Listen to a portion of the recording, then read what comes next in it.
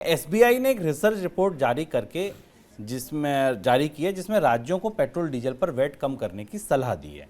Report के मुताबिक केंद्र के एक्साइज बढ़ाने से राज्यों की आय में भी इजाफा होता है। पिछली बार जब केंद्र ने ड्यूटी बढ़ाई थी तो उससे राज्यों को 49,229 करोड़ रुपए की आमदनी हुई थी वैट के जरिए, जबकि हालिया कटौती में राज्य की वैट आय 15,021 करोड़ रुपए घटी है। इसका मतलब राज्यों के पास अभी भी 34,208 करोड़ रुपए की राशि ऐसी मौजूद है जिसे वैट कम करके महंगाई काबू करने में इस्तेमाल किया जा सकता है। सबसे ज़्यादा कमाई जिन राज्यों को हुई थी उसमें महाराष्ट्र नंबर 1 पे है, नंबर 2 पे गुजरात है और नंबर 3 पर तेलंगाना है।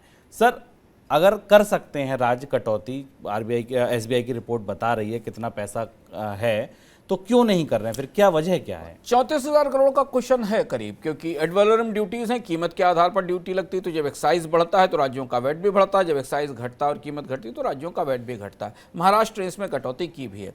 34,000 करोड़ रुपए के आसपास का जो क्वेश्चन है, मुझे लगता है 2-3 चीजें देखने की जरूरत है। हालांकि राज्य सरकार की बैलेंस शीट अगले साल स्पष्ट हो पाएगी जब उन्हें कोविड का कंपेंसेशन मिलना बंद होगा, उसके बाद ये स्पष्ट होगा। लेकिन राज्यों के सामने 2-3 बड़े दबाव दिख रहे हैं। एक बड़ा दबाव तो ये दिख रहा है कि उन्हें अर्थव्यवस्था को मंदी से उबारने के लिए अपने स्तर पर बड़े निवेश करने हैं।